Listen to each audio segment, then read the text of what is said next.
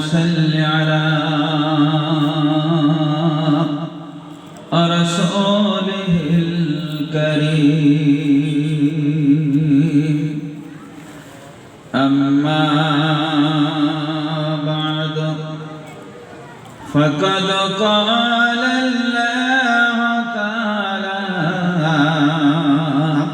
في كلامه المجيد والفرقان الحميد فأعوذ بالله من الشيطان الرجيم بسم الله الرحمن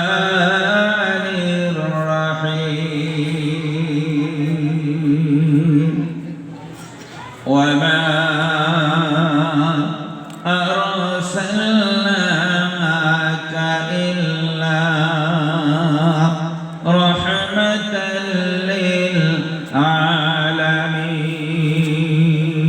للعالمين وقال رسول الله صلى الله عليه وسلم كنت نبيا وآدم بين الماء والدين وقال الله تعالى في آيات أخرى إن الله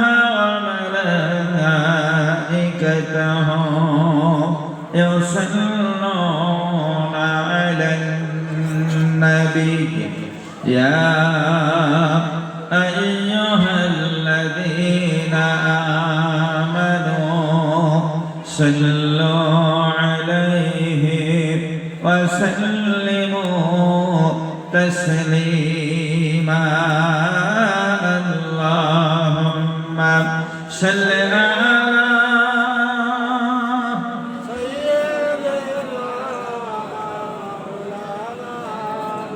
أرى محبة وعلى آل سيدنا مولانا محمد কোথায় গেলে পাবো দেখা নবী তোমার কোথায় গেলে পাবো দেখা নবী তোমার ঘুমের ঘরে বইলা দায় আমার আল্লাহুম্মা সাল্লি আলা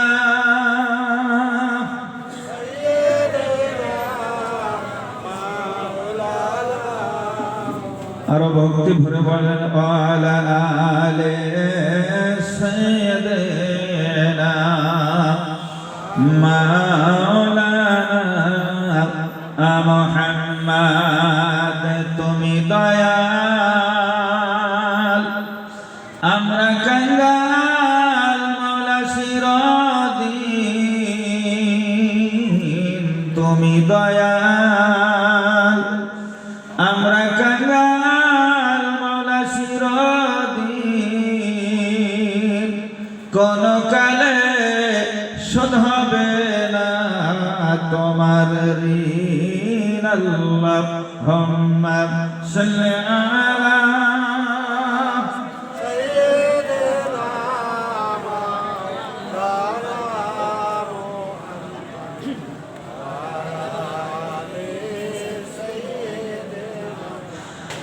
মাওলানা মুহাম্মদ একটু মোহাব্বত কলেমা জিকির করেন লা ইলাহা ইল্লাল্লাহ মোহাব্বত পড়েন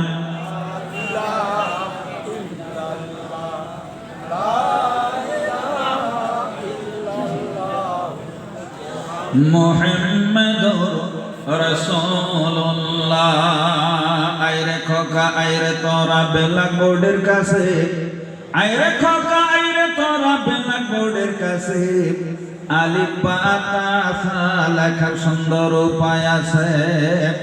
উপর থেকে নিচের দিকে সোজা দিলাম টান, কত সুন্দর আলিফ হইল দেখে ভাগ্যবান। আর ডান দিক হতে বাদিকে তেরে খাটেনে যা, নিচে একটা নোক্তা দিলে হয়ে যাবে বা। উপরে দুইটি নোক্তা দেখতে পাবে তা, আরো একটা নোক্তা দিলে হয়ে যাবে সা।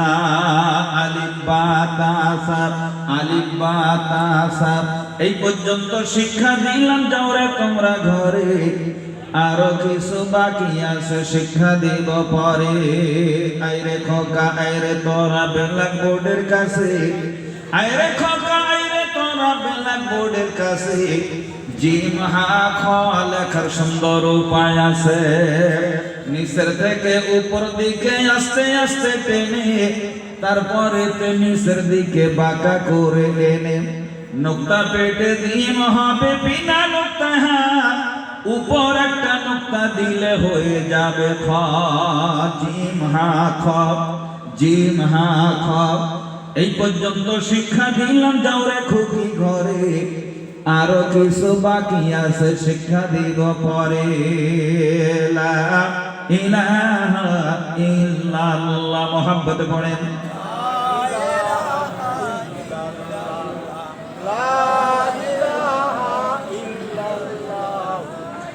মুহাম্মাদুর রাসূলুল্লাহ।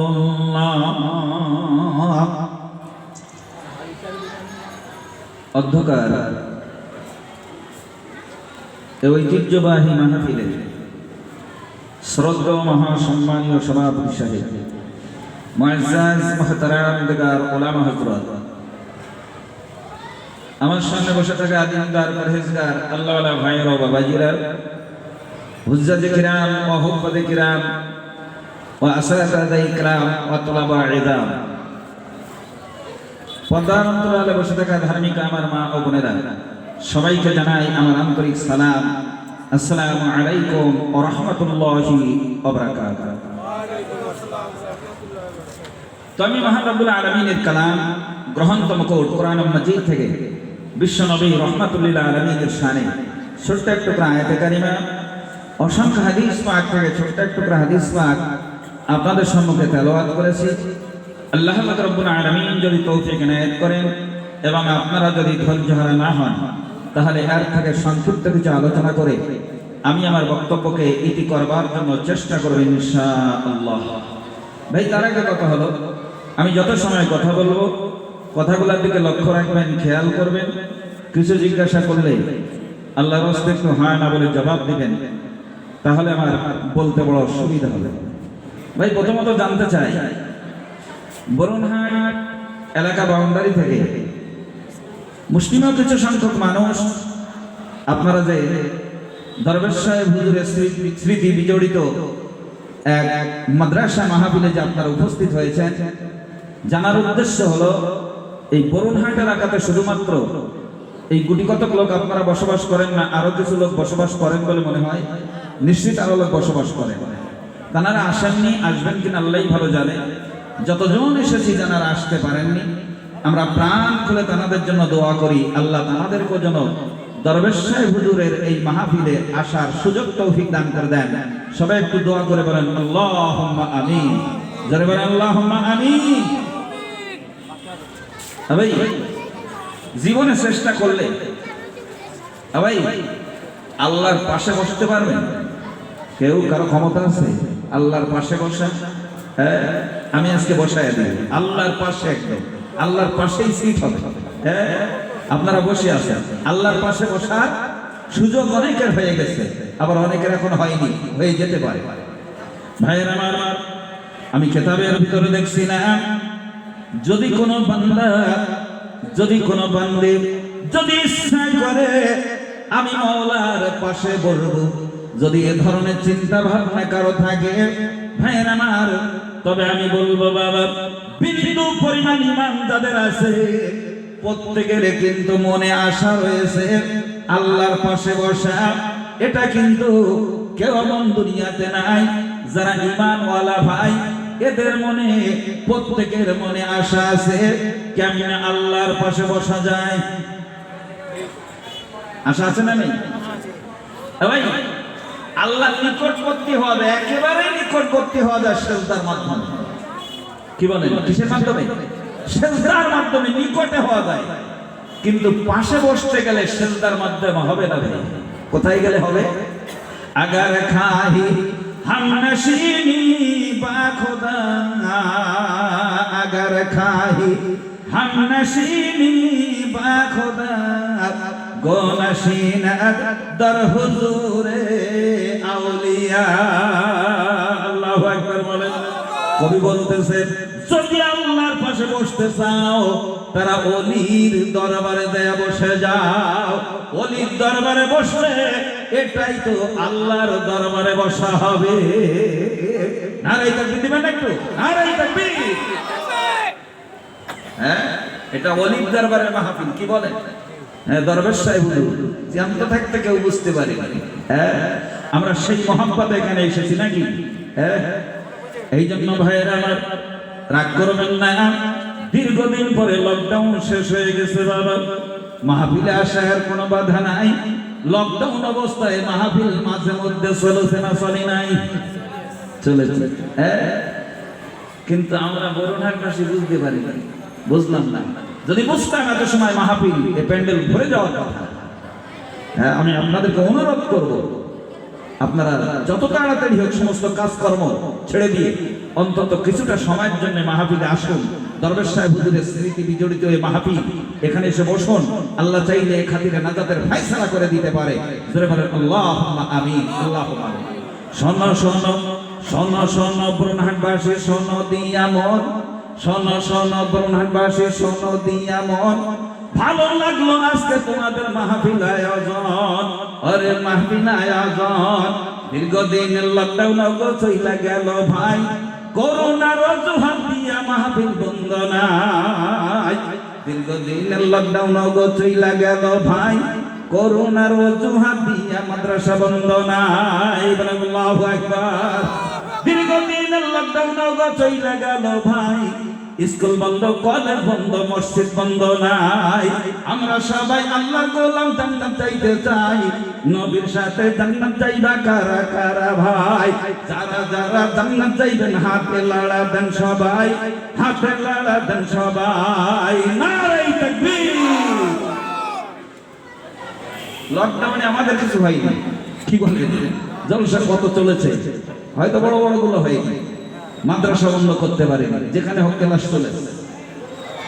ভাইয়েরা আমার, তবে একটা কথা জিজ্ঞাসা করব, এই জান্নাতের বাগানে এখানে আসা আর বসা এটা নসিবে থাকা দরকার, কপালে থাকা দরকার না, এটা কিসমতে থাকা দরকার। এখানে যে সে আসতে পারে না, আল্লাহ যাকে তাকে আসার এবং বসার সুযোগ তৌফিক দান করে দেয় না। এখানে তো তারাই আসে যাদেরকে মহান আল্লাহ অত্যন্ত ভালোবাসে। আল্লাহ তাদের এই ঘাড় ধরে ঘেঁটি ধরে পুত পবিত্র মাহফিলে বসায়া আল্লাহ তাদের জীবন জিন্দেগীর গুনাহ রাশি মাফ করে দিয়ে থাকেন। জোরে চিল্লায়া কোন সুবহানাল্লাহ। ভাইয়েরা আমার, আমি বানিয়ে বলি নাই, বলেছি হাদিস শরীফে এসেছে তাই। আল্লাহর হাবিব বলেন, মাইয়ুরিদিল্লাহু বিহি খায়রান ইউফাক্কিহু ফিদ্দিন। আল্লাহর হাবিব বলেন, উম্মতরা শোনো, আল্লাহ পাক রব্বুল আলামিন তার বান্দা বান্দীদের ভিতর থেকে আল্লাহ যাদের অত্যন্ত ভালোবাসা মহব্বত করে, মহান আল্লাহ যাদের মঙ্গল কামনা করে, আল্লাহ যাদের জান্নাতি বানাবার চায়, ওই সমস্ত বান্দা বান্দীদের ঘাড় ধরে ঘেঁটি ধরে আমার আল্লাহ কোরআন এবং হাদিসের মাহফিলে বসায়। একটু মন খুলে বলেন সুবহানাল্লাহ। এই ফজিলাতপূর্ণ চাঁদের বরকতপূর্ণ মায়রাতে এশার নামাজের বাদে আল্লাহ বড় আদর করে ভালোবেসে তার হাবিবের জীবন আলোচনার মাহফিলে, আল্লাহ তার এক অলির মাহফিলে আসার এবং বসার সুযোগ করে দিয়েছে। সেজন্য সেই মহান রব্বুল আলামিনের দরবারে জানাই লাখো কোটি শুকরিয়া, মুহাব্বত করে বলেন আলহামদুলিল্লাহ। আরেকটু মন খুলে বলেন ভাই, এই যে সুবহানাল্লাহ বললাম, আলহামদুলিল্লাহ বললাম, কথা ছোট কিন্তু গুরুত্ব মর্যাদা অনেক বেশি।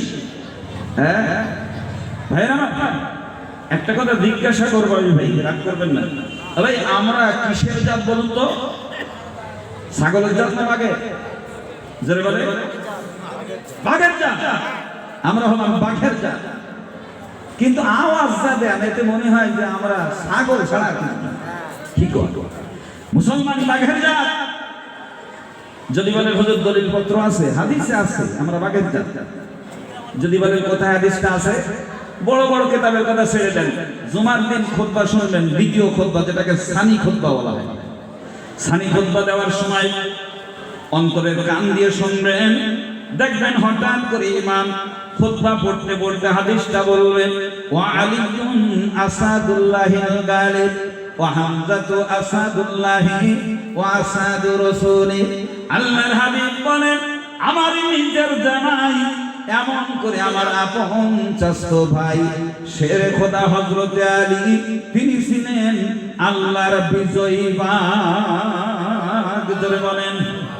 এরপরে নবীজি বলতেছেন, হামজাতু আসাদুল্লাহি ওয়া আসাদু রাসূলি, আমারই আপন চাচা, আমারই খালাতো ভাই, আমারই দুধ ভাই, নাম হলো বীর আমির হামজা, তিনি ছিলেন আমি নবী এবং আল্লাহর বাঘ।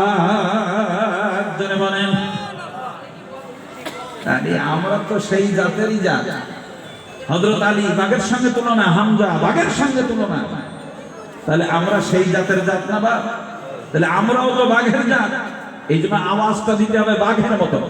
ভাই আমার কিতাবের ভিতরে দেখছিলেন হযরত আলী আবু তালেবের বেটা, নবীজির জামাই। ভাইয়ের আমার, এলেন শহরের দরজা বাবা, তিনি যদি আল্লাহু আকবার বলতেন, আওয়াজ চলে যাইত 9 কিলোমিটার। কতটা? আল্লাহু আকবার আওয়াজ কতটা যাইত? 9 কিলোমিটার। আর আমরা এই গোষ্ঠী সূত্র মিলে 1 কিলোমিটার দেওয়া যাবে না ভাই? কি বলে? গোষ্ঠী সূত্র মিলে 1 কিলোমিটার দেওয়া যাবে না? আশা ছাড়বো কেন? ভাই নিয়ত যদি পরিষ্কার থাকে, আওয়াজ 1 কিলোমিটার যাক আর না যাক, আল্লাহ পূর্ণ ফজিলত দিয়ে দেবে। জোরে বলেন সুবহানাল্লাহ। জোরে আল্লাহু আকবার বললে ফায়দাটা কি? একবার যদি কেউ জোরে আল্লাহু আকবার বলে, আমি আল্লাহকে সাক্ষী রেখে মাদ্রাসার ময়দানে দরবেশ সাহেব হুজুরের স্মৃতি বিজড়িত মাহফিলে বলে গেলাম, আল্লাহু আকবার বললে জীবনের সগীরা গুনাহ আল্লাহ মাফ করে দেয়। জোরে বলেন। আর হার্টের দুর্বলতা থাকলে ভালো হয়ে যায়। হার্টের ব্যায়াম যাদের প্রতিদিন অন্তত 40 দিন আমল করবেন, জোরে জোরে আল্লাহু আকবার দিবেন, দেখবেন হার্টের ব্যায়াম ভালো হবে। আর না থাকলে তার জিন্দেগিতে মৃত্যুর আগ পর্যন্ত আল্লাহ হার্টের ব্যায়াম দেবে না। কিন্তু আল্লাহু আকবার তো আমরা বলি, নেতার পিছনে বহু হাঁকা চিল্লা পাল্লা করেছে, কিন্তু আল্লাহর নাম নিয়ে একটু হাঁকা দেই নি আমরা। হ্যাঁ, এই জন্যই তো অসুবিধা হয়। রাগ করবেন না ভাই। বলবেন আল্লাহু আকবার যদি 1 কিলোমিটার না যায়, পূর্ণ ফজিলত কেমনে পাওয়া যাবে? দলিল কি আপনার আছে? এই বিনা দলিলে কোনো কথা হবে না, ছোট্ট করে দলিল দিয়ে দিই। ভাইয়ের আমার, আমাদের জাতির পিতা কে ছিলেন? মুজিবুর রহমান। বাংলাদেশের জাতির পিতা আল্লাহ সিলেক্ট করেছেন। দুনিয়ার কোন মানুষ তাকে জাতির পিতা বানায় নাই। আল্লাহ নিজে কোরআনে বলে দিয়েছেন, এমন করে তোমাদের জাতির পিতা মিল্লাত আবিকুম ইব্রাহিম। আল্লাহু আকবার বলেন। নদী পার হলে ওদের জাতির পিতা হলো কেডা? হাসিনার বাপ মুজিবুর। কিন্তু দিয়ে কিভাবে বলে জাতির পিতা নাকি? হ্যাঁ, জাতির ছাতা। ওটা কি জাতির ছাতা? জাতির পিতা আল্লাহ বানিয়েছেন ইব্রাহিম খলিল, আর আদি পিতাকে হযরত আদম আলাইহিস সালাম, আর আদি মাতা হাওয়া। হ্যাঁ, এই জন্য মা হাওয়ার যে জায়গায় কবর দেওয়া আছে, কোথায় ওটা? আরব দেশের জিদ্দায়, আরব দেশের জিদ্দা এয়ারপোর্ট, জিদ্দা। আরবিতে জাদ্দাতুন মানে দাদি, আরবিতে জাদ্দাতুন মানে দাদি। এই জাদ্দাতুন মানে দাদির কবর ওই জায়গায়, এই জন্য ওই জায়গাটার নাম হয়েছে দাদির নামে। ওটা হচ্ছে দাদির শহর, দাদির এলাকা, এই জন্য ওটাকে জাদ্দা থেকে জিদ্দা করে দিয়েছে। জাদ্দাতুন মানে কি? দাদি, আর জাদ্দুন মানে দাদা। তাহলে দাদি ওখানে শুয়ে আছে, তাই জায়গার নাম কি? জেদ্দা। বলবেন হুজুর ওটা দাদি হয় কেমনে? ওইটা তো মা। কি বলে? না, ওটা দাদি। জাদ্দাতুন মানে দাদিও হয়, মাও হয়। যদি বলেন কেমনে? ভাই, এই আমার ছেলের ছেলে আমারে কি বলবে? দাদা বলো তো, ভালো করে বুঝুন। আমার ছেলের ছেলে বা মেয়ে আমাকে কি বলবে? দাদা। দাদা বলবে তো। এখন আমার নাতির ছেলেবেলারা কি বলবে? আব্বা। কি বলবে? আব্বা। আর আমার স্ত্রীকে কি বলবে? মা। তাই না? তাহলে আমার ছেলের ছেলে বলতেছে কি? আমার স্ত্রীকে দাদি, অথচ তার ছেলে বলতেছে মা। এই জন্য আমাদের মা যিনি, দাদিও তিনি বলেন সুবহানাল্লাহ, সুবহানাল্লাহ। এই জন্য জাদ্দাতুন মানে দাদিও বলা যায়, আমার মাও বলা যায়। এই জন্য জায়গাটার নাম হয়েছে জেদ্দা, দাদির নামকরণে। হ্যাঁ, যদি বলেন মার নামে হয়নি কেন? আরে মা হয় খুব কম লোক, কিন্তু দাদি হয় বেশি লোকের। বুঝলেন? দাদির দাদির পাল্লা ভারী হয়, কি বলেন, দাদি দাদি বেশি হয়, এই জন্য ওই নামে নাম হয়েছে জেদ্দা। এখন একটা কথা বলি, ওই আদমের নাম রেখেছিলেন আল্লাহ। কে রেখেছিলেন? আদমের স্ত্রী অর্থাৎ আমাদের মা হাওয়ার নামটা কে রেখেছিলেন? যদি বলেন, ওই জায়গায় তো কম পড়ে গেছে। হ্যাঁ, এইবার চিন্তা লাগাই দেন যে হাওয়ার নামটা কে রেখেছিল, কি বলে? হ্যাঁ, এটা চিন্তা ভাবনা করতে থাকেন। লাস্টে মনে না থাকলে আমাকে ইয়াদ করিয়ে দেবেন, স্মরণ আমি বলে দেবো কে রেখেছিলেন। অন্তত আপনারা একটু চেষ্টা করুন। এটা হচ্ছে একটা শিক্ষা প্রতিষ্ঠান, এখানে আসলে কিছু শেখাবো তবে, এই জন্য আমার সাথে কথা বলতে হবে। এই জন্য কি বলতে হবে? কথা বলতে হবে। ভাইয়ের আমার, জাতির পিতা হযরত ইব্রাহিম খলিল। ভাইয়ের আমার, আমরা ঘটনা জানি। নমরুদ পাক্কা বেঈমান, 1700 বছর হায়াত পাইয়া আল্লাহকে এসে গেল বলিয়া নিজেকে খোদা বলে দাবি করলো। আল্লাহকে মারবার জন্য চেষ্টা চালাইলো, তীর নিক্ষেপ করেছিল বাবা। ঘটনা আমি শোনাবো না বাবা। অবশেষে এ বেঈমান নমরুদ অগ্নিকুণ্ড বানাইলো, বিরাট বড় অগ্নিকুণ্ড।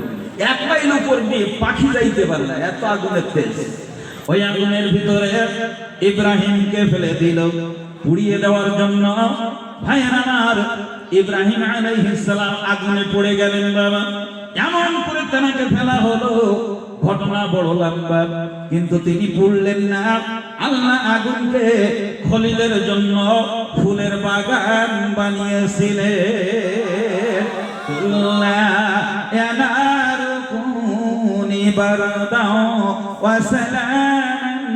আলা ইব্রাহিম। ভাইয়ের আমার, ওই অগ্নিকুণ্ডের ভিতরে শুধু ইব্রাহিম পড়ে নাই বাবা, আরো একজন অগ্নিকুণ্ডের ভিতরে দীর্ঘক্ষণ ইব্রাহিমের সঙ্গে কথা বলেছিলেন, কিন্তু তানারও গায়ে আগুনের আঁচ পর্যন্ত লাগে নাই, একটা পশম পর্যন্ত জ্বালাইতে পারি নাই। তিনি হলেন ইব্রাহিম খলিলের মা। ভাইয়ের আমার, ইব্রাহিমকে বুকের ভিতরে লইয়া অগ্নিকুণ্ডে বসে বসে দীর্ঘক্ষণ কথা বলিয়া ওনার মা বেরিয়ে এসেছিলেন। আগুন তার কোনো ক্ষতি করে নাই বাবা। ভাইয়ের আমার, ওই আগুনের ভিতরে ইব্রাহিমকে যখন ফেলে দিল, ভাইয়ের আমার 15 কিলোমিটার দূরের থেকে নিকৃষ্ট ব্যাঙ পাছাটারে আগুনের দিকে দিয়া স্প্রে মেশিন চালাইতে শুরু করলো বাবা। ফায়ার ব্রিগেডের মতো এমন করে আগুন নিভাবার জন্য 15 কিলোমিটার দূর থেকে স্প্রে শুরু করে দিয়েছে। আল্লাহ ডাক দিয়ে বলে, ব্যাঙ কি করো? কয় মাবুদরি, তোমার খলিলকে জ্বালাইবে, আমি ব্যাঙ সইতে পারি না। তোমার খলিল পুড়ে যাবে, এই জন্য আমি আমার পেশাব দিয়া আগুন নিভাইবার চেষ্টা করতেছি। আল্লাহ ডাক দিয়া বলে, তোমার পেশাব কত দূরে যাবে? 2 হাতের বেশি তো আর যাবে না। বলে, আল্লাহ আমি জানি যাবে না, তবে চেষ্টা থেকে তো আমি বঞ্চিত হতে পারি না। আমি চেষ্টা করতেছি, যাক আর না যাক চেষ্টা তো করে দেখি। আল্লাহ ডাক দিয়ে কয়, আমার খলিলের জন্য যখন তোমার এত মায়া মহাব্বত, এত দরদ, তোর পেশাব জিন্দেগিতে ওই পর্যন্ত যাবে না, আর গেলেও তোর সামান্য পেশাবে আগুন নিভবে না। তবে শুনে রেখে দে, তোর নিয়ত ভালো, আমার হাবিবের আমার খলিলের মহাব্বত তোর অন্তরে রয়েছে। এই জন্য আমি আল্লাহ পাক রব্বুল আলামিন এমন করে তোর চেষ্টা ব্যর্থ হতে দিব না, এ চেষ্টার পূর্ণ ফজিলাত তোরে দেওয়া হবে। এজন্য আমি আল্লাহ তোর লাইফে দুটো অফার দিয়া দিলাম। কয়টা? দুটো। অথচ দু হাতের বেশি আর পেশাব যাই নাই, অথচ চেষ্টা করতে আগুনে নিভিয়ে দেওয়ার জন্য পেশাব করেই যাচ্ছে। ডাক দিয়ে বলে ব্যাংরা, এক নম্বর অফার হলো দুনিয়ার যত প্রাণী আছে তাদের পেশাব গুলো হবে অপবিত্র, গায়ে লাগলে আর নামাজ হবে না, কাপড়ে লাগলে নামাজ হবে না। ভাইয়েরা আমার, এমন করে তোর পেশাবটাকে আমি পবিত্র করে দিলাম, গায়ে লাগলে নামাজ হবে, কোন রকমের অসুবিধা হবে না। জোরে জোরে বলেন সুবহানাল্লাহ। এখন আপনারা তাকে দেখুন, ব্যাগ থাকে কিন্তু পচা গর্তের ভিতরে, পচা খানা পচা পানি তার ভিতরে থাকে, অথচ তার পেশাব পাক ওই পানি ওর ভিতর দিয়ে রিফাইন হয়ে পবিত্র হচ্ছে, অথচ ডাইরেক্ট হয়তো পচাখানার পানি লাগলে হয়তো নামাজ হতো না, কিন্তু ওর পেটে দিয়ে রিফাইন হয়ে আপনার গায়ে লাগলে কি হচ্ছে? নামাজ হচ্ছে। অথচ আপনি বিসলারি, অ্যাকোয়া, আকাশ বাতাস বিভিন্ন কোম্পানির পানি খেয়ে যদি সামনের রাস্তা দিয়ে বেরিয়ে যায়, গায়ে লাগলে নামাজ হবে নাকি? ডবল নামাজ হবে। হ্যাঁ হ্যাঁ, তাহলে ব্যাংকটার মর্যাদা বাড়িয়েছে, শুধুমাত্র খলিলকে সাহায্য করার জন্য চেষ্টা করেছে, কিন্তু চেষ্টাটা পুরো ব্যর্থ হয়েছে। ব্যর্থ হওয়ার পরেও ভাই সে ফজিলাত থেকে বঞ্চিত হয়েছে, পূর্ণ ফজিলাত পেয়েছে। ভাইয়েরা, শুধু তাই না, আমার আল্লাহ ডাক দিয়ে বলে ব্যাংরে, কিয়ামত পর্যন্ত নবীদের দ্বারা ঘোষণা দিয়া দিব, সংবাদ পৌঁছায়া দিব। প্রত্যেক নবী এমন করে তোদের ব্যাপারে ঘোষণা দিবে। এই জন্য নবীজি বলেছেন, তাফসীরের ভিতরে এসেছে, ও জগতের মানুষেরা রে, খবরদার ব্যাংকে তোমরা জীবনে মারবা না, এ প্রাণীটাকে তোমরা জীবনে কোনোদিন হত্যা করবা না। আমি আল্লাহ খুশি হইয়া তোর জীবনের নিরাপত্তা দিয়া দিলাম। আরো জোরে বলেন। এটা নিকৃষ্ট প্রাণী, খলিলের মহব্বত থাকার কারণে আল্লাহ তাকে ভাই জীবনের নিরাপত্তা দিয়েছে এবং পেশাবটাকে পাক করে দিয়েছে।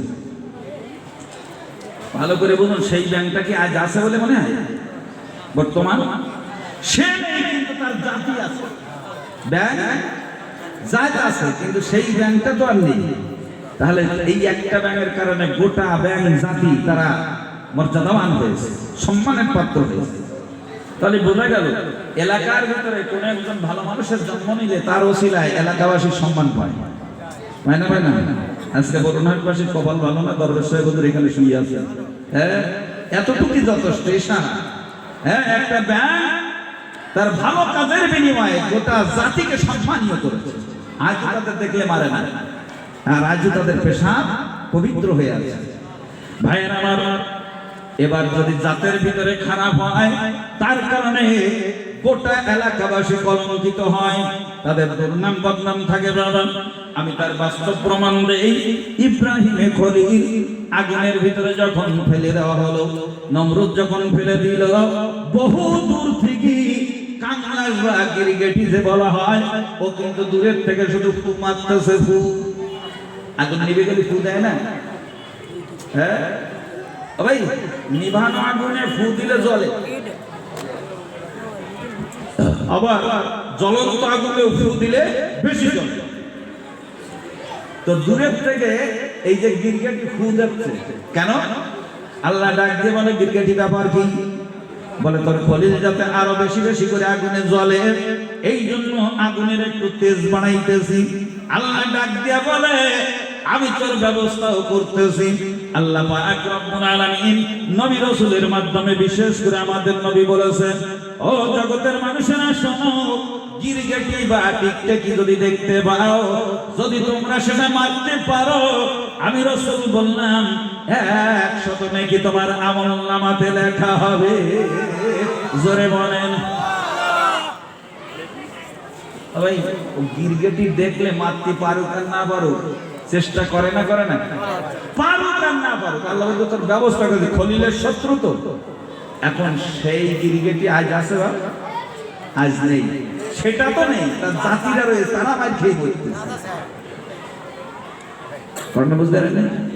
হ্যাঁ, এই জন্য আমি বোঝাতে চাইছি, জাতির ভিতরে ভালো কেউ হলে এলাকাবাসী সম্মানীয় হয়, জাতির ভিতরে কুলাঙ্গার হলে এলাকাবাসী সারা জীবন পিটান খায়, অসম্মানীয় হয়। যেমন আমাদের মির্জাফর, আজ 200 বছর আগে মির্জাফর চলে গেছে, কিন্তু আজ মুর্শিদাবাদবাসী গালি খায়, মির্জাফর দেশের লোক। কি বলে?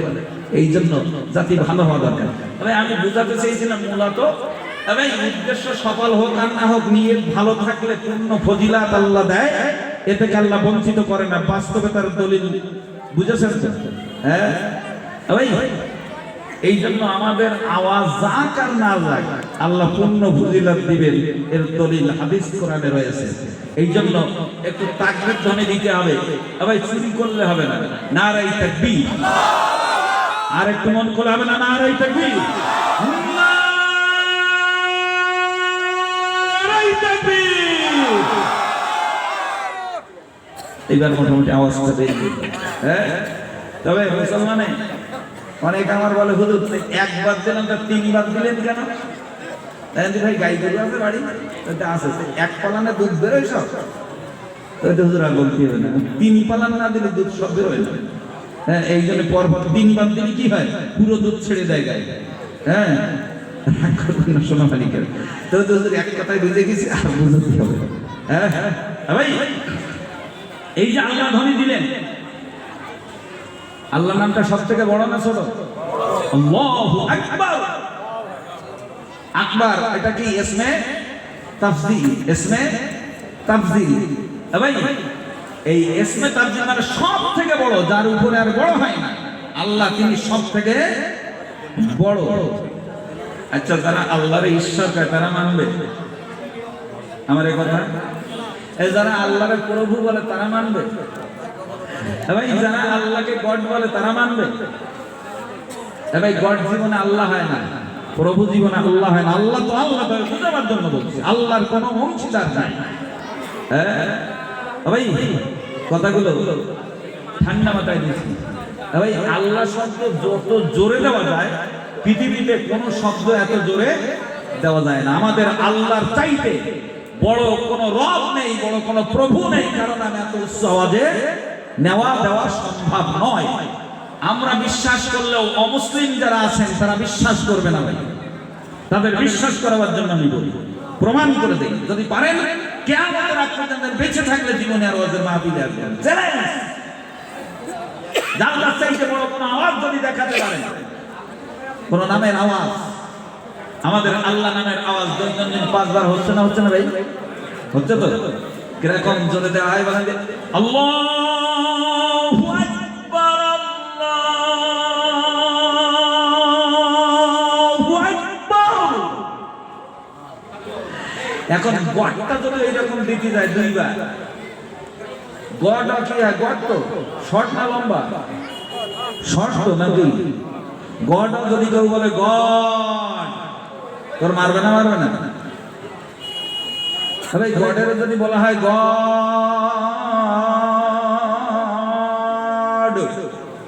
এর পিটন দেবে না? দেবে না? গড নিজে এসে হয়তো ঠেকাবে, বুঝলি? আর কি হচ্ছে? তোর বানানে ভুল নেই, বানানে গড ঠিক আছে, বানানে কোনো ভুল নেই।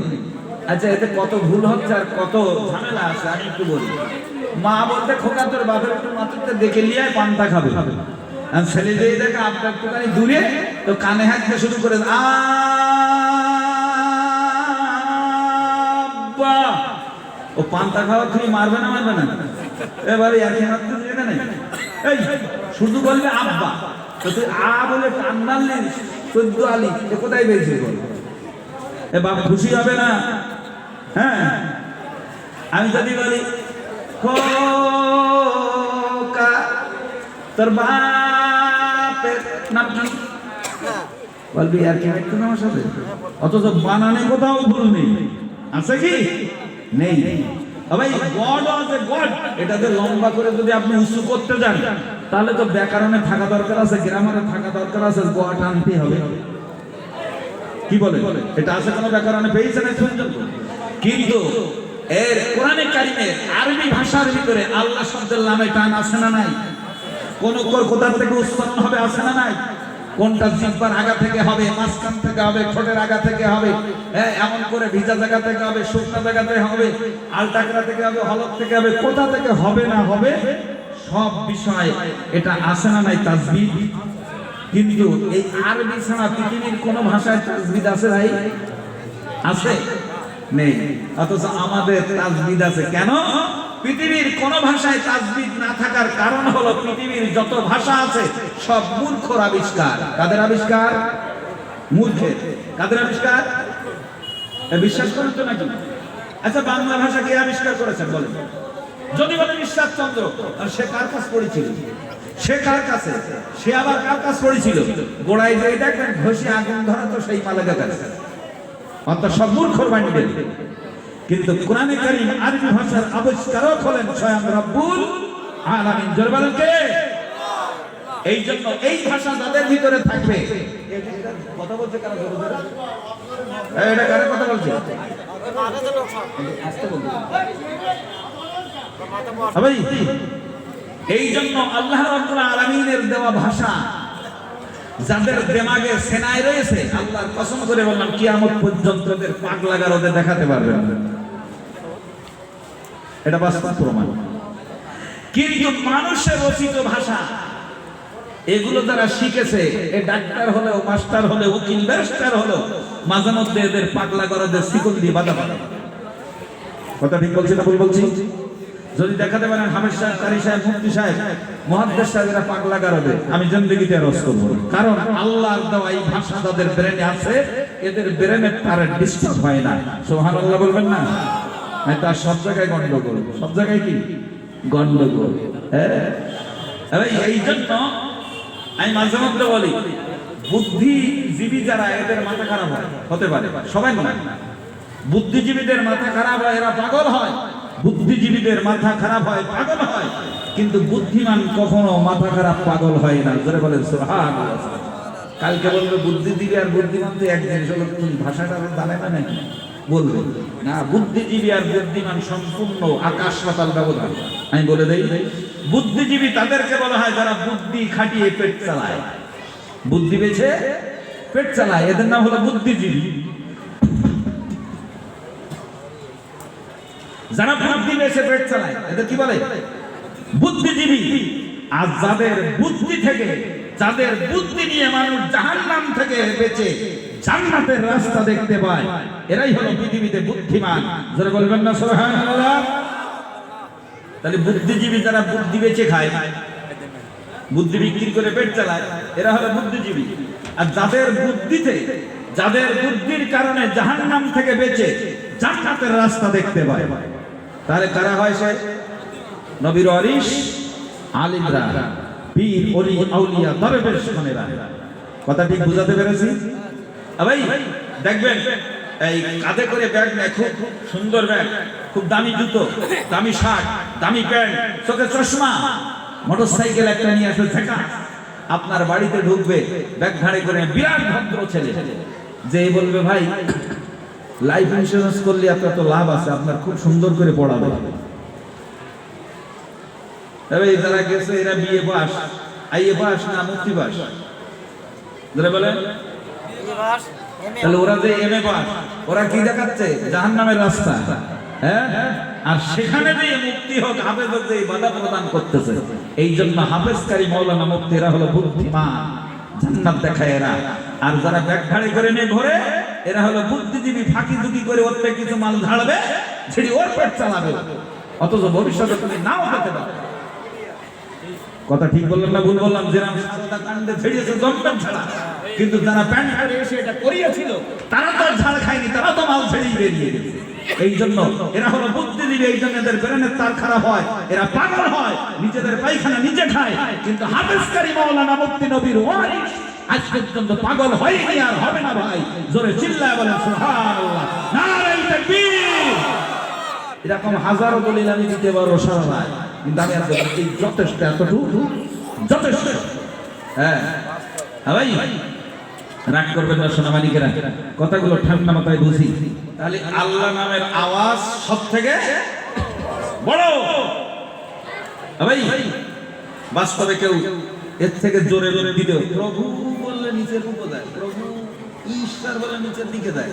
আর যখন আওয়াজটা নিচের দিকে যাবে তখন সে নামটা উঁচু করে বলা যাবে না। এই জন্য আল্লাহ বললে ঠোঁট কোন দিকে যায়?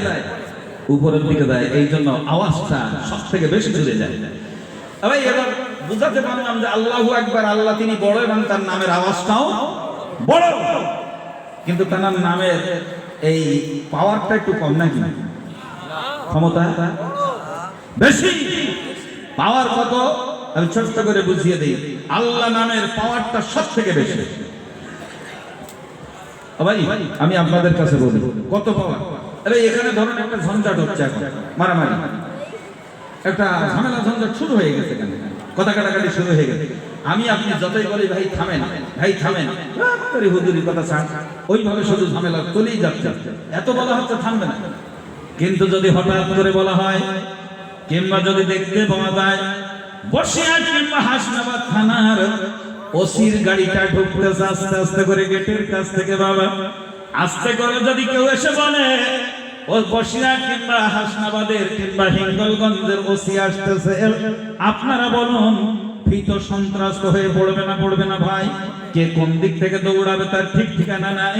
এত সময় আমি নিদল করি, বললাম ভাই থামেন, কিন্তু থামলো না। যেই শুনেছে ওসির গাড়ি, সেই দেখবেন যার সেই পালাইতে শুরু করেছে।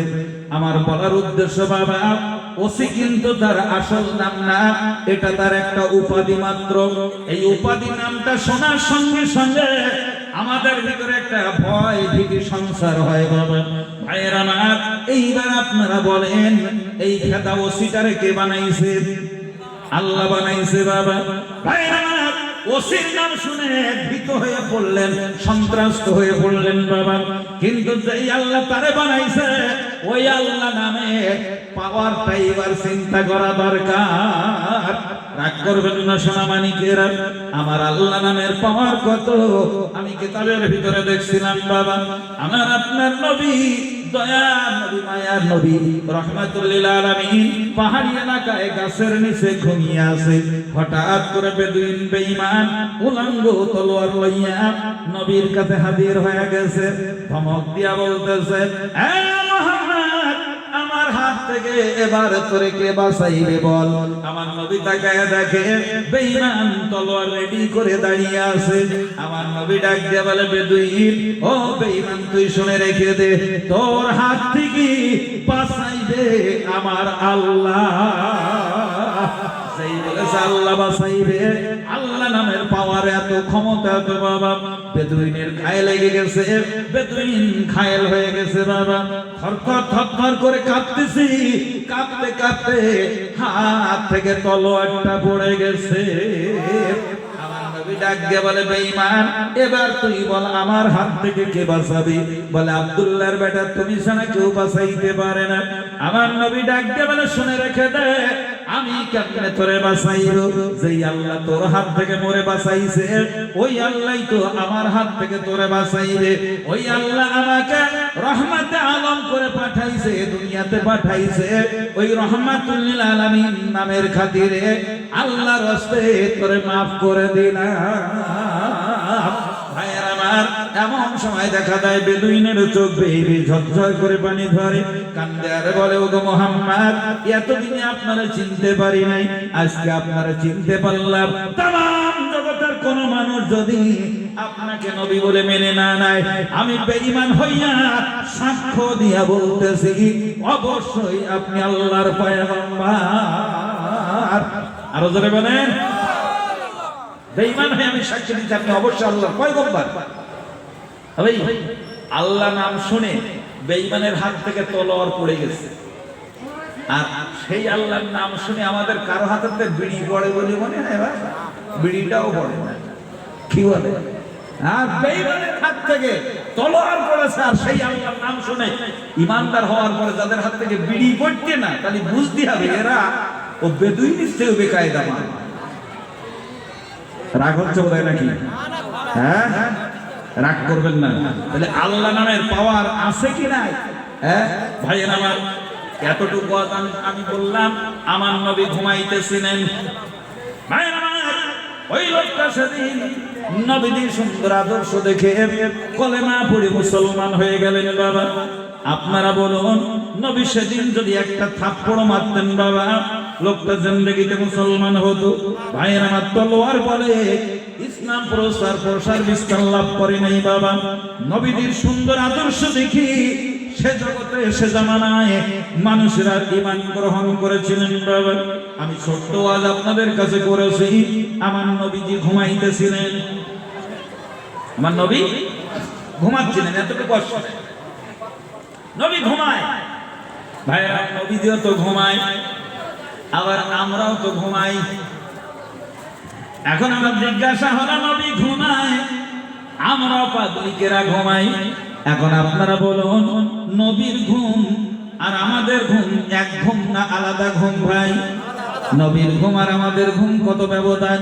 হাদিস শরীফের ভিতরে এসেছে, আমরা ঘুমাইয়া গেলে উযু নষ্ট হইয়া যায়, নবী ঘুমাইলে উযু নষ্ট হতো না রে ভাই। আরো জোরে বলে, আমরা ঘুমাইলে উযু নষ্ট হয়, নবী ঘুমাইলে কেন উযু নষ্ট হতো না? ভাইয়ের আমার, তার কারণটা কি? বলবেন হুজুর জানি না, আমি আজকে কারণটা বলি। ও শুধু শোনায়, কিন্তু কারণ অনেকে বলে আমরা ঘুমালে উযু যাবে, নবী ঘুমালে যাবে না কেন? কারণটা কি? এসবগুলো বলতে হয় হুজুরদের কাছে জিজ্ঞাসা করতে। হুজুর আমরাও তো ঘুমাই, নবীও ঘুমাই, এক ঘুম না ঠিক আছে, কিন্তু নবীর উযু থাকবে, আমাদের যাবে কেন? ভাইয়ের আমার, উযু যাইতে গেলে তালা লাগতে হবে দুই জায়গায়। কয় জায়গায়? দুই জায়গায় তালা না পড়লে উযু জিন্দেগিতে নষ্ট হবে না ভাই। এক হচ্ছে চোখে তালা পড়তে হবে, দুই অন্তরে তালা লেগে যেতে হবে। দুই জায়গায় যদি তালা পড়ে যায় উযু নষ্ট হয়ে যাবে ভাই।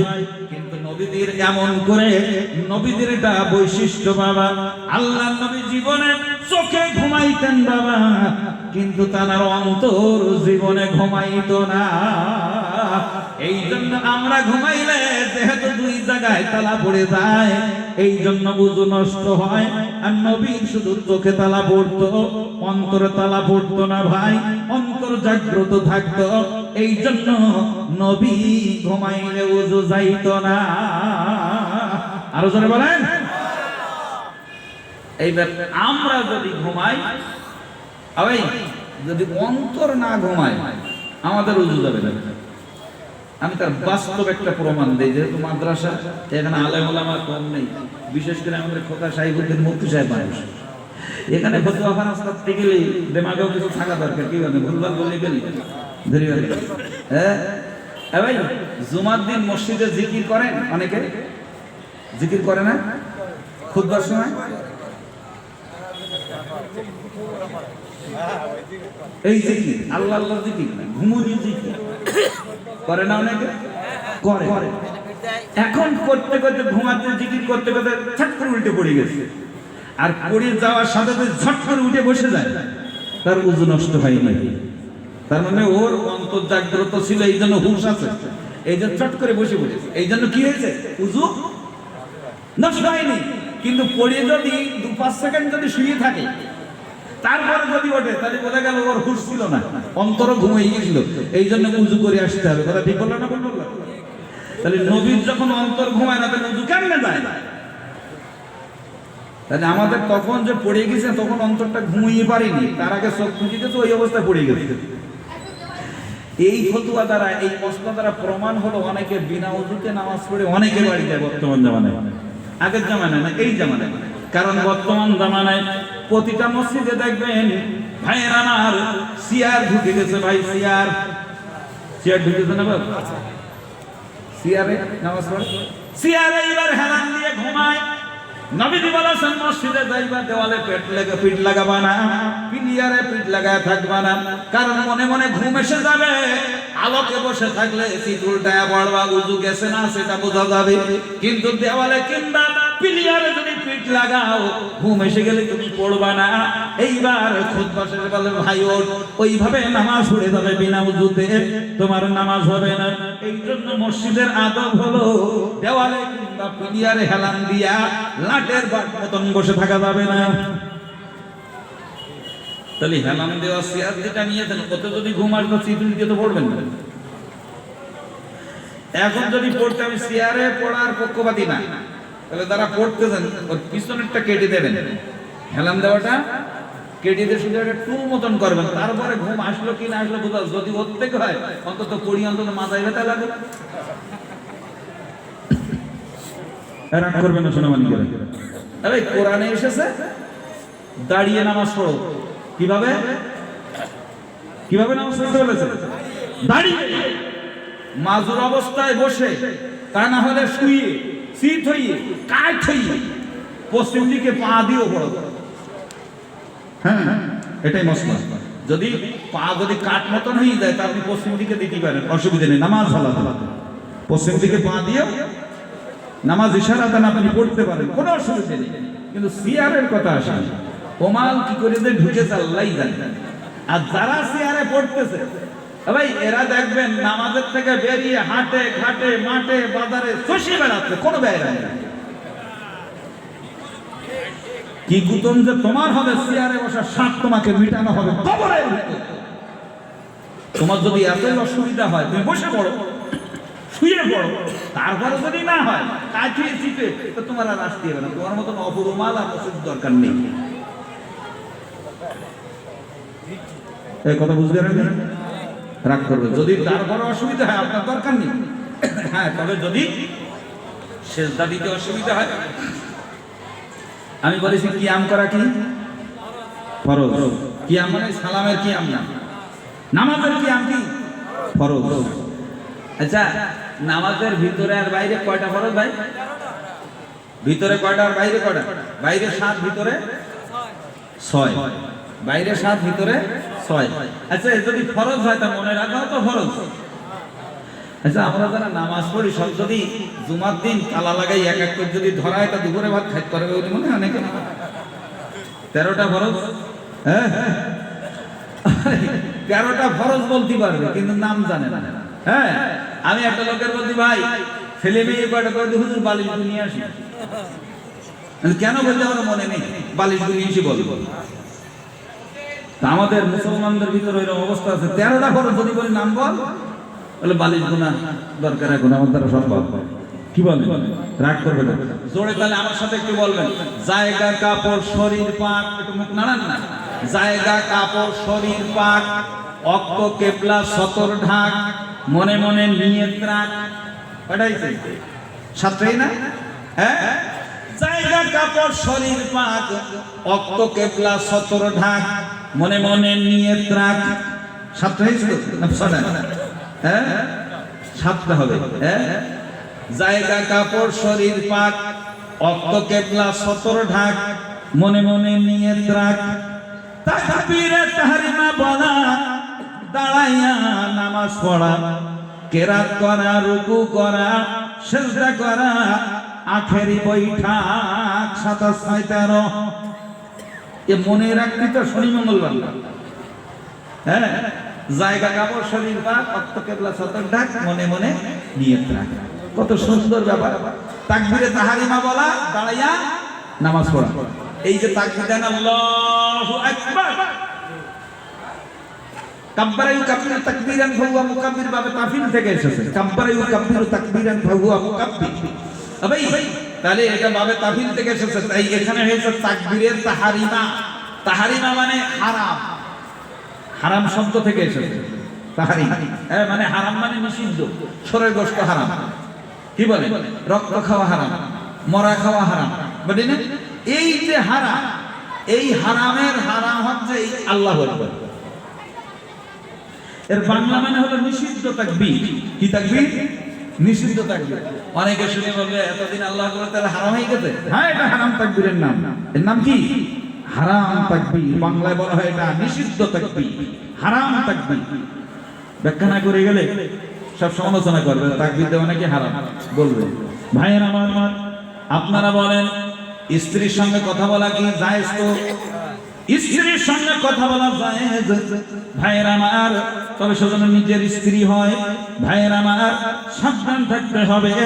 স্ত্রীর সঙ্গে কথা বলা যায়, এমন করে সালাম করা যায়, খানা পিনা খাওয়া যায় ভাইয়ের আমার, কেউ সালাম দিলে উত্তর দেওয়া যায়, কোনো অসুবিধা নাই।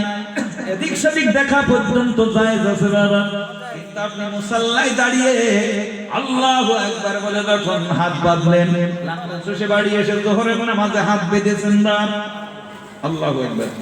বউ মনে মনে চিন্তা করে কষ্ট হয়ে গেছে স্বামী, আপনার মহাব্বতে পড়ে গরুর গোশত দিয়ে ভাত না খাইয়া পাশে এসে দাঁড়াইয়া ডান পাশে দাঁড়াইয়া বলতে খাও। আপনি এক হাত বাঁধা অবস্থায় আর এক হাত দিয়ে চালাবেন কেন? এটা জায়েজ তো, খাওয়াতে খাবেন না কেন? এই খাবারের ভাত তো হারাম না, হালাল। কিন্তু না, বউ যদি সালাম দেয় উত্তর দেওয়া যাবে, কোন লোক যদি সালাম দেয় উত্তর দেওয়া যাবে না, এদিক ওদিক দেখা যাবে না। মহান আল্লাহ বুঝাইতে চায় যেই তাকবীর দেওয়ার কারণে দুনিয়ার সমস্ত কাজকর্ম সব নিষেধ হয়ে যায়, হারাম হয়ে যায়। এই জন্য ওই তাকবীরটার নাম হলো তাকবীরে তাহারিমা। যদিও বৈধ ছিল কিন্তু হারাম হয়ে গেছে। তাহলে যে তাকবীর দেওয়ার কারণে পৃথিবীর সব কাজ হারাম, সেই তাকবীরের নাম কি হারাম তাকবীর? এরপরে আরো আল্লাহ আকবার আছে না? একটা পোকা গেছে আমার গালে, যেই শুধু কুকুরের কাছে পানি ডাল, এখানে ফোন একটা পোকা গেছে তো, সেই কারণে গলা খুঁজে শুরু করতে। ও ভাই, তো যে কথা বলছিলাম, এরপরে আরো আল্লাহু আকবার আছে না? রুকুতে যাওয়ার সময়, সিজদা যাওয়ার সময় ওই তাকবীরগুলোর নাম কিন্তু হারাম না। ও তাকবীরগুলোর নাম কেউ বলবেন? ওর পরে যত আল্লাহু আকবার আছে নাম জানেন না হয়তো, আমি বলে দেই, ওগুলোর নাম আছে ইন্তেকাল তাকবীর, ইন্তেকালিয়া। কি তাকবীর? ইন্তেকাল। বলে দেখো তো আবার এটা মেরি ফেলি, ইন্তেকাল মানে মরে গেছে, মোরা তাকবীর না ভাইয়ের আমার। প্রথম তাকবীরের পরে যত আল্লাহু আকবার বলবার নাম হলো ইন্তেকালিয়া। ইন্তেকাল মানে হলো ভাইয়ের আমার বদল হওয়া। ইন্তেকাল মানে কি? বদলি হওয়া, বদলি। এই জন্য মানুষ মারা গেলে বলে ইন্তেকাল হয়েছে, মানে বদলি হলো। এতদিন এই দুনিয়ার ক্যাম্পে ছিল, এখান থেকে বদলি হইয়া পরকাল আখিরাতের ক্যাম্পে চলে যাচ্ছে বাবা। এই জন্য ইন্তেকাল মানে হলো বদলি হওয়া, বদল হওয়া, পরিবর্তন হওয়া। ভাইয়ের আমার, মহান আল্লাহ বুঝাইতে চায় যে তাকবীরের দ্বারা নামাজীদের অবস্থার পরিবর্তন ঘটায়, যে তাকবীর নামাজীদের হালাতের পরিবর্তন ঘটায়, ওই তাকবীরগুলোকে ইন্তেকালিয়া বলা হয়।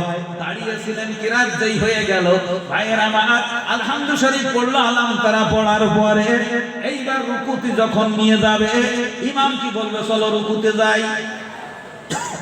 এদিকে ইমাম ওই বলে যে চলো রুকুতে যাই, কি বলে? আল্লাহু আকবার। তাহলে মুসল্লিরা ছিল কি সিধা খাড়া, এরে যে পরিবর্তন করে বদলাইয়ে এই লাঙ্গলের খেটির মতন দেখা করিয়ে ফেলেছে যে তাকবীর, আল্লাহু আকবার করেছে। এই জন্য ওর নাম হলো ইন্তেকালিয়া। আবার ওখান থেকে তুলে সেদা করতে, আবার নিয়ে যাচ্ছে, হ্যাঁ সেদা দেব। তাহলে যে তাকবীরের দ্বারা মুসল্লিদের ভিতরে বদলি হয়, বদল হয়, ওই তাকবীরকে ইন্তেকাল বলে, ইন্তেকালিয়া। তার মানে থাকে তো? হ্যাঁ, এতেও যদি ভাই আবার অনেকে বলবেন ওয়াজ হচ্ছে মুর্শিদাবাদে গেছি, নবীর জীবনী কখন বলবো?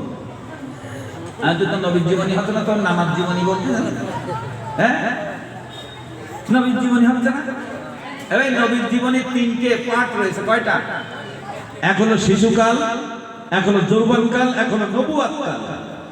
এই নবুয়াত কালটা হলো উম্মতের জন্য ফায়দাদায়ক, আর অন্যান্য যত কালের ঘটনা সব হলো শোনাদায়ক। কি দায়ক? শোনাদায়ক, মানে শোনা হয়।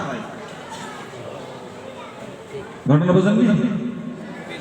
ও শুধু শোনা হবে, কানের আনন্দ হবে, ফায়দা তেমন কিছু নাই। হ্যাঁ হ্যাঁ, একটু মহব্বতে কলেমা যিকিরুল্লাহ ইলাহা ইল্লাল্লাহ।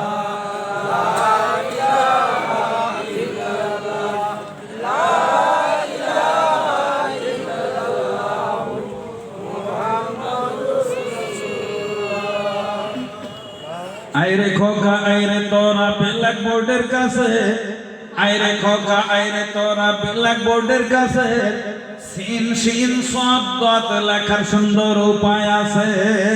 তিনটি দাঁত পেটটি ভারী নাম হলো তার সিন, উপরেতে তিনটে নুক্তা দেখতে পাবে সিন, আর মাথা মোটা পেটটি গোল নাম হলো তার সাদ, উপরেতে একটি নুক্তা হয়ে যাবে দাঁত।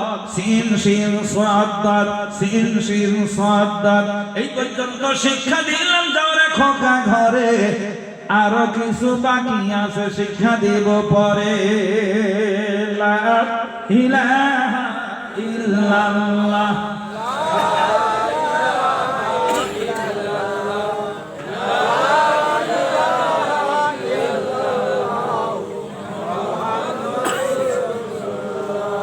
সবাই বলে সাল্লাল্লাহু আলাইহি ওয়াসাল্লাম। নামাজের ব্যাপারে অনেক মশলা মশাইল, ভাই যা সারা রাত কেন, সারা জীবন বললেও ফুরাবে না, সারা জীবন বললেও ফুরাবে না ভাই। তবে এই আমরা যে নামাজ কালাম পড়ি তার ভিতরে কিছু আছে সুন্নাত, কিন্তু নফল, নফলেরই মতো। ভাই যদি এমন সুন্নাত নামাজ যা গায়ের মুআক্কাদা, নফলের কায়ে মাকাম, তবে এই রকম সুন্নাত নামাজ যদি 4 রাকাত ওয়ালা হয়, তাহলে প্রথম বইটাকে তাশাহুদের পরে, তাশাহুদ বোঝেন তো?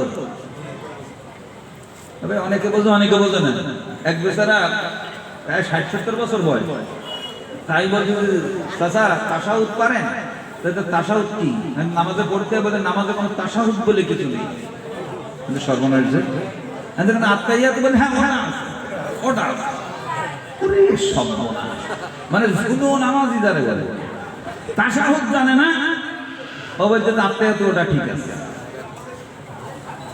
তো ওই যে কথাটা বলছে না, ওই যে ঝুনো, ওই মুর্শিদাবাদী এই ঝুনো বুড়ো আমারে বলছে নবীর জীবনী বানাবে, নবীর জীবনী কি? আমার তো খাদ্য জ্ঞানে আসবেন না, আপনি বলে দেন। তো আমার পেট থেকে হয়ে হালিমার বাড়িতে দুধ খাবে, কি করে খেতন দেবেন? খেতনের দরকার আছে না? হ্যাঁ, ওইটাই বুঝতে, এই জন্য তো মুসলমান না খেয়ে মরতেছে। হ্যাঁ হ্যাঁ, ওটাও নবীর জীবনী।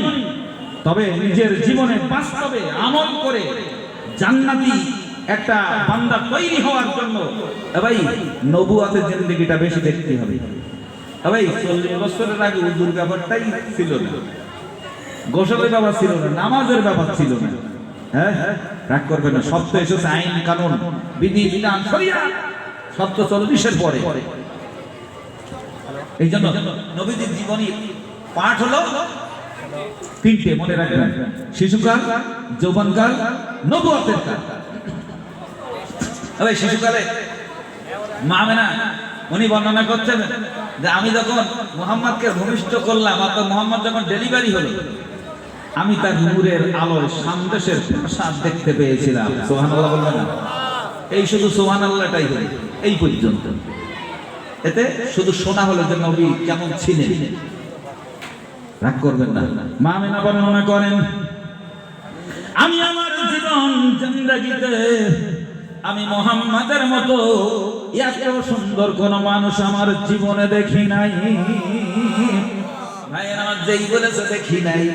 আবু তালেব এমন করে, আব্দুল মুত্তালিব নবীর দাদা, উনি বাইরে দাঁড়িয়েছিলেন, শুনতে পেয়েছে বৌমার কথা, ডাক দিয়ে বলে, বৌমা রে, তুমি কেমনে দেখবা? তোমার আর বয়স কত হয়েছে, আর তুমি মহিলা মানুষ, কতদূর বা তুমি ঘুরেছো? আমি আব্দুল মুত্তালিব, আমি এমন করে ছোট থেকে বুড়ো বয়স পর্যন্ত এই দুনিয়ার বহু দেশে ব্যবসা করলাম, বিজনেসের জন্য বহু দেশান্তরে ঘুরেছি, কিন্তু আমার এই ভাইয়ের মতো এত সুন্দর মানুষ আমি আব্দুল মুত্তালিব কোনোদিন দেখি নাই। তুমি কোথা থেকে দেখবা? আমি তাই দেখিনি। যেই বলেছে আমি দেখি নাই, আব্দুল মুত্তালিব যেই বলেছে, একজন যুবক আসিয়া ডাক দিয়া বলে, আব্দুল মুত্তালিব তুমি আবার কোথা থেকে দেখবা? তুমি কোথা থেকে দেখবা? আমি তাই দেখি। আচ্ছা বলেন, আব্দুল মুত্তালিব বুড়ো আর এক যুবক এসে তুমি কোথা থেকে? আমি তাই দেখি। এতে তোর বয়স কত রে? ছিলি এর কি মানুষ দেখা পাও না? হ্যাঁ জানি তো কাজ হয়ে গিয়েছে। আমি আমার টাইমই শেষ করি, বক্তা আসলি হ্যাঁ হ্যাঁ, আমি তুই কেটে রে, তুমি সেদিন হইলে বুড়ো হতে পারতো, তোর তো সেদিন হইস আমি দেখি তুই যদি ফাজিল রে। হ্যাঁ তুই আর কি আমার সাথে এদের তোর বয়স কত রে? এদের বাপের নাম কি? বলে আমার বাপ নাই মা নাই কেউ নাই, আমার সৃষ্টিকর্তা মহান আল্লাহ, আমি হলাম স্বয়ং জিবরাইল আমিন। যারা বলেন বয়স কত জিবরাইলের? নবীদের কাছে একদিন জিবরাইল এসেছে, তা ফাতেমারে বলতে তোমার চাচা এইটা ছোট চাচা, ছোট চাচা, ছোট চাচার বসতে দাও। জিবরাইল এদিক এদিক দেখছে, ছোট চাচা আবার কেউ না। তো হুজুর ইয়া রাসূলুল্লাহ ছোট চাচা কেডা? তো তুমি তো ছোট চাচা ফাতেমা। তো আপনি সেদিন হলে নামে নাম পেট থেকে আমি ছোট হয়ে গেলাম। হয়তো তুমি মনে করতো তুমি খুব বড় হয়ে গেছো, তোমার বয়স একটু বলো দি। এই তাফসীরে রুহুল বয়ানে এসেছে জিবরাইল আমিন বলতে ইয়া রাসূলুল্লাহ আকাশের ভিতরে একটা তারকা উঠতো ৭০,০০০ বছর পরে একবার, আমি জিবরাইল সেটা ৭২,০০০ বার দেখেছি। সুবহানাল্লাহ বলবেন না? তাফসীরের ভিতরে এসেছে আমার নবী ডাক দিয়ে বলে আল্লাহি আনা যালিকাল কাওয়াকিব, ও ভাই জিবরাইল যে তারকাটা তুমি দেখতে, আমি রাসূল বলতেছি আল্লাহি আল্লাহর কসম করে বলি আনা যালিকাল কাওয়াকিব, ওই যে তারকা তুমি ৭২,০০০ বার দেখেছো, আল্লাহর কসম আমি ছিলাম সেই তারকা। আরো ধরে বলে নারে তাকবীর। ওই যে আব্দুল মুত্তালিব তুমি আর কি দেখবা? হ্যাঁ আমি আমার জীবনে পৃথিবীতে কতবার ঘুরেছি, আমার কয়েক সেকেন্ডের সময় লাগে পৃথিবী ঘুরতে।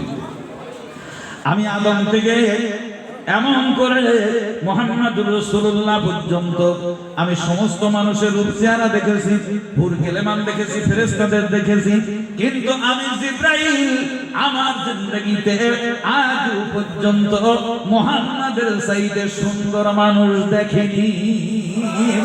আল্লাহ ডাক দিয়ে বলে জিবরাইল তুমি দেখবা কোথা থেকে? তুমি কোথা থেকে দেখবে? কারণ আমি মহান আল্লাহ বলতেছি আমার বন্ধুর চাইতে এত সুন্দর করে আমি আল্লাহ কাউকে সৃষ্টি করিনি। যারা বলেন কত সুন্দর চেহারা আমি কিতাবের ভিতরে দেখছিলাম বাবা, হযরতে মা আয়েশার কাছে ভাইয়ের আমার নবীজির 11 জন স্ত্রী ছিল। কয়জন? 11 জন। ভাইয়ের আমার অনেকে 13 বলে 9 বলে, আমি বলি ভাই যারা 13 বলে 9 বলে একটু নামগুলো শুনবেন, দেখবেন ধরা খেয়ে যাবেন। ভাইয়ের আমার 11 জন স্ত্রী বাবা, আমি নামগুলো বলে দেই বাবা। 1 নম্বরে খাদিজা, 2 নম্বরে সাউদা বিনতে জামা, 3 নম্বরে আয়েশা বিনতে আবু বকর, 4 নম্বরে হাফসা বিনতে উমর, এমন করে 5 নম্বরে ভাইয়ের আমার যায়েনাব বিনতে খুযাইমা, 7 নম্বরে উম্মে সালমা, এমন করে 6 নম্বর না 5 নম্বর, 6 নম্বরে উম্মে সালমা, 7 নম্বরে যায়েনাব বিনতে জাহাশ, 8 নম্বরে জুয়াইরিয়া, 9 নম্বরে উম্মে হাবিবা বিনতে আবি সুফিয়ান, 10 নম্বরে ভাইয়ের আমার 10 নম্বরে সুফিয়া বিনতে হুয়াই বিন আখতাব, 11 নম্বরে মাইমুনা বিনতিল হারিস। জোরে জোরে বলেন সুবহানাল্লাহ। এই 11 জন স্ত্রী ভাই আমার, তার ভিতরে উম্মে সালমা আর মা আয়েশা, এনারা 2 জন বর্ণনা করতেছে। ভাইয়েরা আমার এমন করে মা আয়েশার কাছে ইহুদি মহিলা এসে বলতেছে আমাদের নবী ইউসুফকে দেখতে ভালো না তোমাদের নবী মুহাম্মাদের চেহারা ভালো? মা আয়েশা বুঝতে পেরে বলতেছে শুনে রেখে দাও। উনি কবিতার মাধ্যমে জবাব দিয়ে দিলেন বাবা। ভাইয়েরা আমার ডাক দিয়া বলতেছেন লানা শামসুন ওয়ালিলাফাকা শামসুন, লানা শামসুন ওয়ালিলাফাকা শামসুন ফাইন্না শামসু আফজালু শামসি সামাই ওয়া শামসি তাতলাউ বাদা ফাজরি ওয়া শামসি তাতলাউ বাদাল ইশাই। ওগো মদিনার ইহুদি মহিলা, আমাদের নবী চেহারা ভালো না তোমাদের নবী ইউসুফের চেহারা ভালো? শুনে রেখে দাও আমার নবীর সঙ্গে আকাশের সূর্যের তুলনা চলে না। দুনিয়ার মানুষের সূর্য উদয় হয় ফজরের পরে, আর আমার সূর্য উদয় হয় এশার নামাজের পরে আমার ঘরের ভিতরে। আমরা বিশ্বাস করলে ইহুদি মহিলা বিশ্বাস করবে না। এই জন্য বাস্তবে দেখিয়ে দিলেন বাবা। মা আয়েশা সিদ্দিকা বলেন, মাঝে মধ্যে আমাদের ঘরে তেল বাতি এমন করে কেরোসিন তেল থাকতো না, বাতি প্রদীপ জ্বালাবার মতন কিছুই থাকতো না, মাঝে মধ্যে অন্ধকারে কাটাতে হতো। এই জন্য মাঝে মধ্যে যখন সুই সুতোর কাজের প্রয়োজন দেখা দিত, বাড়িতে বাতি জ্বালাবার মতন প্রদীপ জ্বালার মতন তেল থাকতো না, আমরা সুই সুতো খাতা লইয়া নবীর সামনে চলে যাইতাম। নবীদের নূরের আলোতে সুসে ছিদ্র দিয়া সুতো ঢুকাইয়া নবীর সামনে বসে বসে খাতা সেলাই করতাম। জোরে বলেন। নবীর চেহারা কত, এগুলো শুধু শোনা হবে, যেহেতু এগুলো শিশুকালের বর্ণনা, যৌবন কালের বর্ণনা, কিন্তু নবুয়াত কালের ভিতরে উম্মতের জন্য অনেক কিছু শেখার রয়েছে। কি বলে?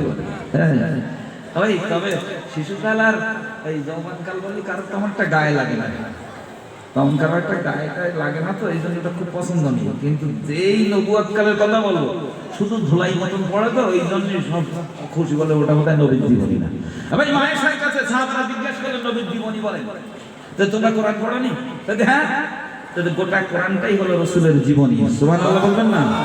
তোমরা কাগজের কোরআন, আর রাসূল হলেন জিন্দা চলমান কোরআন। সুবহানাল্লাহ বলবেন না? নামাজ কত ওয়াক্ত ফরজ ওটা কিতাবে আছে, কোরআনে আছে, কিন্তু কেমনে পড়তে ওটা নবী শিখাইছে। এই জন্য বাস্তব কোরআন, চলমান কোরআন নবী। ভাই বোঝাবার সময় নেই, এখনো 2-3-4 মিনিট আছে, এখনো 2-4 মিনিট আছে। ভাই আমরা দাদা হুজুরের মতাদর্শের মানুষ তো এখানে নাকি ভেজাল ভেজাল আছে তো একটা থাকে থাকে যায়।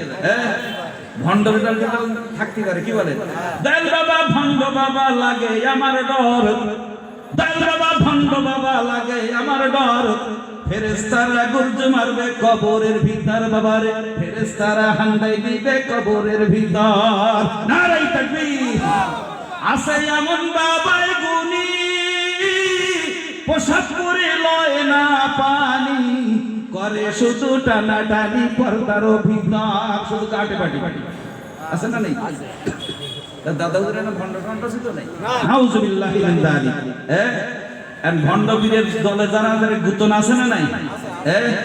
অনেকে আমার কথা হুজুর কলা খাওয়া হবে, তো দয়াল বাবা কলা খাওয়া, আরে দয়াল বাবার সাথে মিল আছে, কিন্তু কলা খাওয়া তো দয়াল বাবা ভণ্ড বাবা লাগে আমার ডর, ফেরেশতারা গুরজ মারবে কবরের ভিতর।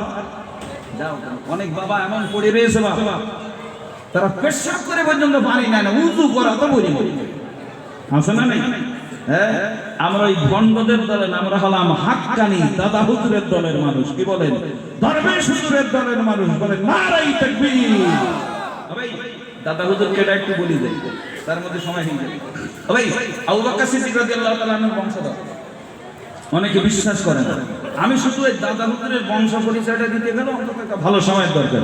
তবে তিনি যে আবু বকর সিদ্দিক রাদিয়াল্লাহু তাআলা আনহুর বংশধর একটু বলবো নাকি? দাদা হুজুরের বংশ মানে পূর্বপুরুষ আবু বকর সিদ্দিক রাদিয়াল্লাহু তাআলা আনহুর জীবনে 4টা স্ত্রী। কয়টা? তার ভিতরে একজন ছিল জাহান্নামী। কি জাহান্নামী? চির জীবনে আর বের হবে না। আবু জাহেল যতদিন থাকবে সেও ততদিন থাকবে, আবু লাহাব যতদিন জাহান্নামে থাকবে ও মালতাই, ফিরাউন যতদিন থাকবে আবু বকরের স্ত্রী ততদিন জাহান্নাম। অর্থাৎ এদের জীবনের নিষ্কৃতি নাই। আবু বকরের বড় স্ত্রী সারা জীবনের জন্য জাহান্নামী। ভাই কথাগুলো ঠান্ডা মাথায় বলি, তাহলে বোঝা গেল বিশেষ কোন লোকের স্ত্রী হয়েও নাজাত নেই যদি আমার ভিতরে কিছু না থাকে। কারণ সব পীরের তো বড় পীর। ভাই বড় পীর মানে আব্দুল কাদের জিলানী হুজুর, কিন্তু তার থেকে মর্যাদা কার? আবু বকর সিদ্দিকের না? নবীর সাহাবা সমস্ত উম্মতের ভিতরে এক নম্বর উম্মত, এবং তার আমলনামাটা আগে পরীক্ষা হবে। এবং ইনি 4টা বিয়ে করেছেন। 3 নম্বর স্ত্রী নাম হলো আসমা বিনত উমাইস, জাফরের স্ত্রী ছিলেন। মুতাযিদ্দে জাফর শহীদ হওয়ার কারণে বিয়ে করেছিলেন। ওনার পেটে, ওই আসমার পেট থেকে আবু বকরের ঔরসে জন্ম নেয় মুহাম্মদ বলে একটা ছেলে। ওই মুহাম্মদ থেকে এসেছিলেন দাদা হুজুর পীর কেবলা।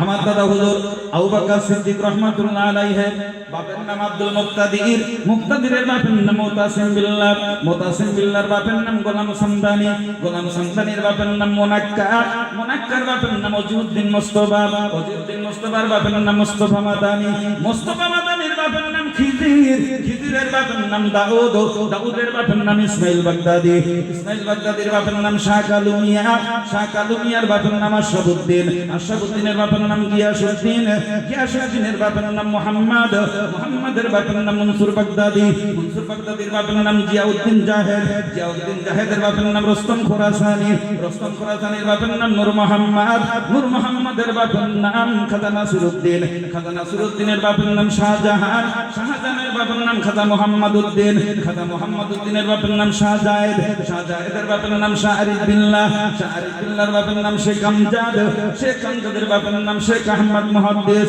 শেখ আহমদ মুহাদ্দিসের বাপের নাম আব্দুর রহিম, আব্দুর রহিমের বাপের নাম আব্দুর রহমান, আব্দুর রহমানের বাপের নাম কাসেম, আর কাসেমের বাপের নাম মুহাম্মদ, আর ইনি ছিলেন হযরতে আবু বকর সিদ্দিকের ছেলে। জোরে জোরে বলেন সুবহানাল্লাহ, নারায়ে তাকবীর। ভাষাগত ত্রুটি হলে ক্ষমা করবেন, আমার জন্য দোয়া করবেন। কোরআন হাদিসের ত্রুটি করলে আল্লাহ যেন মাফ করে দেন, বলেন আল্লাহুম্মা আমিন। বক্তৃতা ইতি করলাম, ওমা আলাইনা ইল্লাল বালাগ। মুহাব্বতে দুরূদ আল্লাহ। নামটা রেখেছিলেন বাপ আদম আলাইহিস সালাম। কে রেখেছিলেন? আদম আলাইহিস সালাম মা হাওয়ার নামটা রেখেছিলেন। কি কারণ, কেন রেখেছিলেন, তিনি কিভাবে রেখেছিলেন সেটা তার বলা সম্ভব না, তবে রেখেছিলেন তিনি হলেন বাপ আদম। ভাই, যেহেতু সময়ের মধ্যে সবকিছু এখন